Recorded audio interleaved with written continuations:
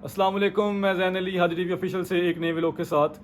लगता है कि कनाडा और हिंदुस्तान के हालात और मज़ीद ख़राब होने वाले हैं और उसकी वजह ये बताई जा रही है कि जो कनाडा के जो नए वज़ीर आज़म मुंतखब होने जा रहे हैं वो एक सिख होंगे और उनका नाम है जी जगमीत सिंह। अब ये जो जगमीत सिंह है इनका क्या ताल्लुक़ है हिंदुस्तान के साथ? हिंदुस्तान का मानना ये है कि ये जो जगमीत सिंह हैं ये खालिस्तान तहरीक के रहनुमा हैं और ये खालिस्तान तहरीक को जो है सपोर्ट करते हैं। और हिंदुस्तान कभी भी नहीं चाहेगा कि एक सिख जो खालिस्तान तहरीक को सपोर्ट करता है वो कनाडा का वज़ीर आज़म मुंतखब हो जाए। दूसरी तरफ आपको ये बताता जाऊँ कि ये पहली दफ़ा ऐसा होगा कनाडा की तारीख में कि एक सिख रहनुमा कनाडा का वज़ीर आज़म बनेगा। लेकिन इससे पहले ये बात सोचना ज़रूरी है कि ये सिख रहनुमा इतना मशहूर कैसे हो गया। उसकी वजह यह है जी कि ये सिख रहनुमा जो है जगमीत सिंह साहब, ये इससे पहले 2017 तक पार्लियामेंटेरियन थे और 2017 में इन्होंने ज्वाइन कर ली इन्होंने NDP new democratic party join कर ली और उनके ये लीडर मुंतखब हो गए। और 2017 में जब इलेक्शन हुए थे तो जस्टिन ट्रूडो जो कि इस वक्त कनाडा के वज़ीर आज़म हैं वो मुंतखब हुए। लेकिन आपको इससे पहले ये बताता चलूँ कि जो कनाडा की टोटल पार्लियामेंटेरियंस की तादाद है वो है जी 338। और कनाडा में अगर आपने वज़ीर आज़म बनना है किसी पार्टी के रहनुमा ने तो उसको सीटें चाहिए होती हैं 170। तो जब इलेक्शन हुए तो जस्टिन ट्रूडो की जो सीटें थी उनकी तादाद हुई 160, तो 10 सीटें इनके पास कम थी। तो इन्होंने जी जो एनडीपी जो कि न्यू डेमोक्रेटिक पार्टी है जो जगमीत सिंह साहब की है, तो जगमीत सिंह साहब ने इनको ज्वाइन कर लिया जस्टिन ट्रूडो साहब को और वो वज़ीर आज़म मुंतखब हो गए। तो अब इनके जो टाइम पूरा हो चुका है, इनका टेन्योर पूरा हो चुका है, तो अब इलेक्शन दोबारा सर पे आ चुके हैं कनाडा के अंदर। तो अब आप देखें कि एक सर्वे करवाया गया है, अवामी सर्वे, जो अमूमन पाकिस्तान में भी होता है, हिंदुस्तान में भी होता है कि किस पार्टी को ज़्यादा वोट मिलेंगे, अवाम की कसरत राय क्या है। तो उसमें पता ही चला है कि जी कि जो कंजर्वेटिव पार्टी है, जो अपोजिशन पार्टी है इस वक्त, उसको अवामी जो है वो 40% अवाम को पसंद करती है और इसके अलावा जो जस्टिन ट्रूडो हैं उनको 31% अवाम पसंद करती है और जो एनडीपी है जगमीत सिंह साहब की इसको पसंद करते हैं 22% जो वहाँ के लोग हैं, कैनेडियन लोग हैं। लेकिन ये बताया जा रहा है कि जस्टिन ट्रूडो की दिन ब दिन शोहरत में नुमाया कमी हो रही है, वो तेज़ी से कमी होती जा रही है। और ये भी कहा जा रहा है जगमीत सिंह साहब को बहुत तेज़ी से इनकी जो पजीराई हो रही है और इनका नाम बहुत तेज़ी से इनकी पॉपुलैरिटी में इजाफा हो रहा है। उसकी रीज़न ये बताई जा रही है कि ये लोगों की फलाह और बहबूद की बात कर रहे हैं, अवाम की जो लोगों की सैलरी की बात कर रहे हैं कि उनकी सैलरियों में इजाफा किया जाए। इस लिहाज से जो लोग हैं वो उनको बड़ा पसंद कर रहे हैं। और हालांकि जो कैनेडियन गोरे हैं वो पसंद नहीं करते कि कोई सिख या कोई दूसरे जो लोग हैं, एशियन लोग हैं, वो इनके ऊपर आके बैठें या वज़ीर आज़म बने या किस तरह का मामला बने। तो आप ही देखें कि लेकिन वो जगमीत सिंह साहब को पसंद कर रहे हैं।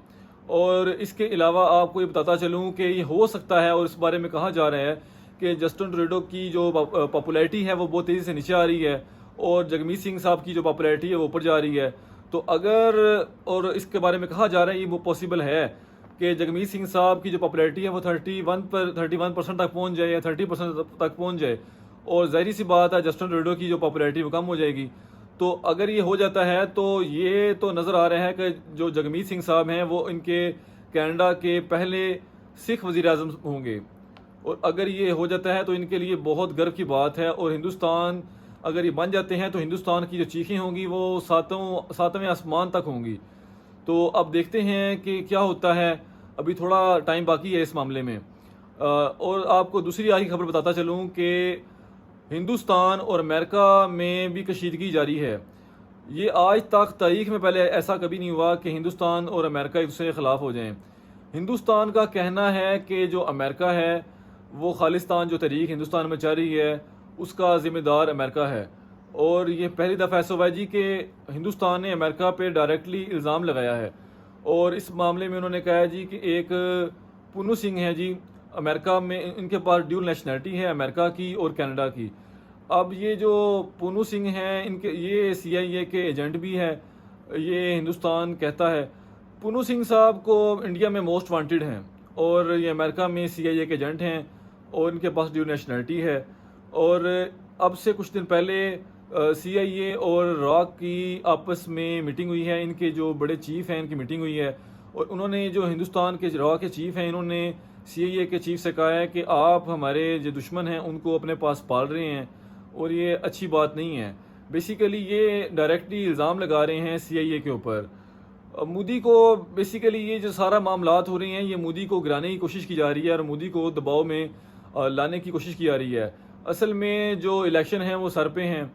और आपको बताता चलूँ, इससे पहले ज़ियाउल हक साहब जो कि पाकिस्तानी सदर थे और फौजी जर्नैल भी थे, इनके साथ भी ऐसा ही किया गया। इनके साथ क्या किया गया, जब तक इनके साथ काम था अमेरिका को तो वो इनका इस्तेमाल करते रहे, और जब इनका काम निकल गया तो इनको मरवा दिया गया। और इनसे काम ये लिया गया जी कि रशिया में जो रशिया की जंग हुई थी अफ़गानिस्तान के अंदर, तो इनको इस्तेमाल किया गया, इनको इस्तेमाल किया गया, पाकिस्तान को इस्तेमाल किया इनके ज़रिए। वो ऐसे इस्तेमाल किया गया कि पाकिस्तान को असला दिया गया और पैसे दिए गए, और पाकिस्तान से मुजाहिदीन को तैयार करवा कर, या जो भी अफ़गानिस्तानी मुजाहिदीन थे उनको तैयार करवा के यहाँ से भेजा जाता था और उनको असला दिया जाता था लड़ने के लिए। तो बहरहाल ज़ियाउल हक साहब को इस्तेमाल किया गया और उसके बाद उनको मरवा दिया गया। अब सेम यही मामला हिंदुस्तान के साथ, मोदी के साथ होने वाला है, और उसकी वजह ये बताई जा रही है कि मोदी के साथ क्यों किया जा रहा है। हालांकि मोदी अभी कुछ दिन पहले G20 समिट का इजलास हुआ था हिंदुस्तान में, और वहाँ पर तमाम जो बड़े ममालिक आए थे, वेस्ट के ममालिक आए थे, कनाडा, अमेरिका, ऑस्ट्रेलिया और वो सब यूरोपियन ममालिक वहाँ पर आए हुए थे। लेकिन फिर भी मोदी के साथ ये क्यों किया जा रहा है? मसला ये है जी कि मोदी ने जो G20 में इजलास में अमेरिका चाहता था कि रशिया के ख़िलाफ़ बात की जाए, लेकिन मोदी ने साफ तौर पर कह दिया था कि जी आप हमारे मुल्क के अंदर रशियन के ख़िलाफ़ बात नहीं कर सकते। तो बज़ाहिर तो लगता ऐसे है कि ये वही बदला लिए जा रहे हैं मोदी से, और लगता ऐसे है कि मोदी को नुकसान पहुंचाया जाएगा। और आपको ये एक और बात बताता चलूँ कि चाइना भी देख रहा है कि हिंदुस्तान क्या करता है। क्या हिंदुस्तान जो सा है वो अमेरिका के ख़िलाफ़ बोलेगा या अमेरिका से अपनी राहें जुदा कर लेगा?